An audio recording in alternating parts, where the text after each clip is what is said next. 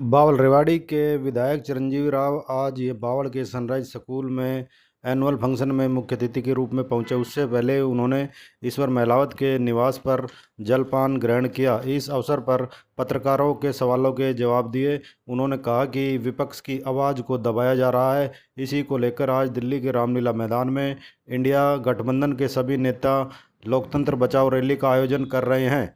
उन्होंने कहा कि 400 पार का नारा मीडिया का नारा है, लोग भ्रमित हो गए हैं। उन्होंने 400 पार पेट्रोल करने का कहा है। उन्होंने कहा कि बुरी तरह बीजेपी हारने जा रही है, कांग्रेस 10 की 10 हरियाणा में सीटें जीतेगी।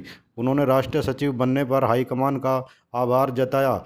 हरियाणा के साथ साथ राजस्थान में भी कांग्रेस को मजबूत करने का आश्वासन दिया।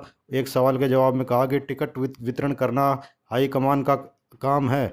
उन्होंने कहा कि सभी चुनाव लड़ेंगे तो प्रचार कौन करेगा, जल्द ही टिकटों का बंटवारा हो जाएगा।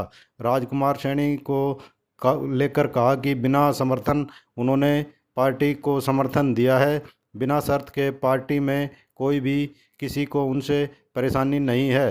उन्होंने कहा कि हरियाणा में विधानसभा चुनाव में भी पार्टी भारी बहुमत से जीतने जा रही है।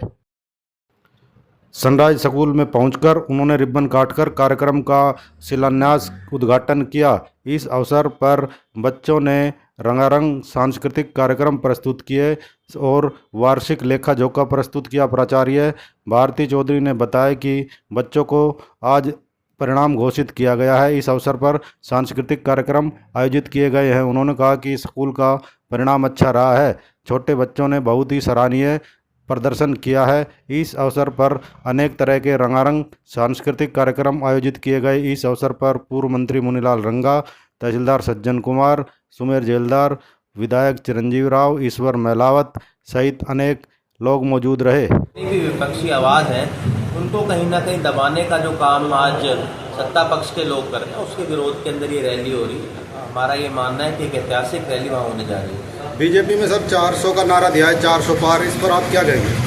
देखिए, नारा तो उन्होंने हरियाणा के अंदर भी दिया था 75 पार, पर आप सब लोगों ने देखा ही था जब नतीजे आए थे तब उनकी हालत क्या होगी। ये तो पिछली बार कुछ मीडिया के चैनलों द्वारा एक प्रोपेगेंडा बनाया गया कि भाई कांग्रेस पार्टी की 5-10 सीट आएंगी। इसी वजह से अब पिछली बार हम सरकार नहीं बना पाए, पर उसके बावजूद भी हम लोगों की 31 सीटें आई और मुझे पूर्ण रूप से विश्वास है कि इस बार कांग्रेस पार्टी 10 की 10 लोकसभा सीट तो जीतेगी।